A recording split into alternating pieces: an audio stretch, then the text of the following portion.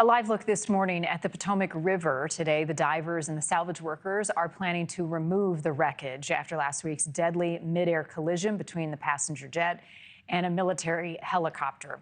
Authorities have identified 55 of the 67 people killed, and they are confident they will be able to find everyone. NewsNation's Alina Shirazi is live from Reagan National Airport this morning with the latest. Alina, what are we expecting here in the next hour? Marni, good morning. Nice to be with you this morning. Yeah, we know that there's 12 people that are still left in the Potomac River where that accident did happen. You can actually see over my right shoulder, this is the barge where we know this is going to lift the fuselage of the plane. We know that is exactly where they're going to first have to lift the main body of the plane, again called the fuselage, and that is when they can start looking for those 12 individuals that they say they are confident that they will find. They say this is going to be an extremely technical process here, Marni. But the big question is exactly why these helicopters were allowed to fly in the same space where some of these planes land. So that is one of the big outstanding questions here. As a result, though, we know that the FAA did put a no-fly zone around Reagan Airport. We don't know exactly how long that is going to last, but we do know that is going into effect now. But 55 victims, as you mentioned there, Marni, we know they've been identified. Again, still those 12 people that are left, they have to find, and they can't do that until they pull the wreckage up and out of the water. We know there's an investigation ongoing into how this could have happened.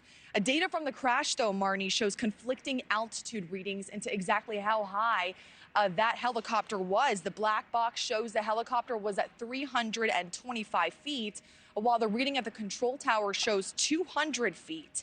So we know there's a bit of a discrepancy there, but obviously they were flying at about the same height for them to have collided into one another. We know that the pilots as well for that helicopter they did have those night vision goggles, but still unsure if they were wearing them at the time. Marni. Alina, what about the loved ones of the victims, the folks lost in this crash? What is being done right now to support these families through this painstaking process of identifying the bodies? You know, Marni, there is actually memorials taking place over at the site of the crash as the recovery of the victims continue. You can see on your screens there, so many people just gathered to mourn their loved ones. There's just really heartbreaking images of people laying wreaths in the water.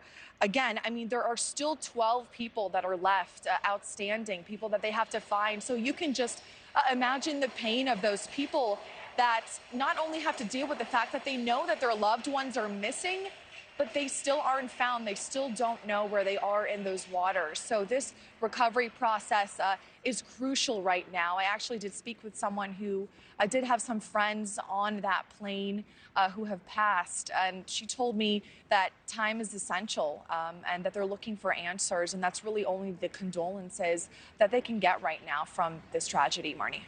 It's hard for any of us to really comprehend the grief that they are going through. Alina, thank you. Thank you for watching. Go to newsnationnow.com to find NewsNation on your television provider. And don't forget to click the red subscribe button below to get more of NewsNation's fact-driven, unbiased coverage.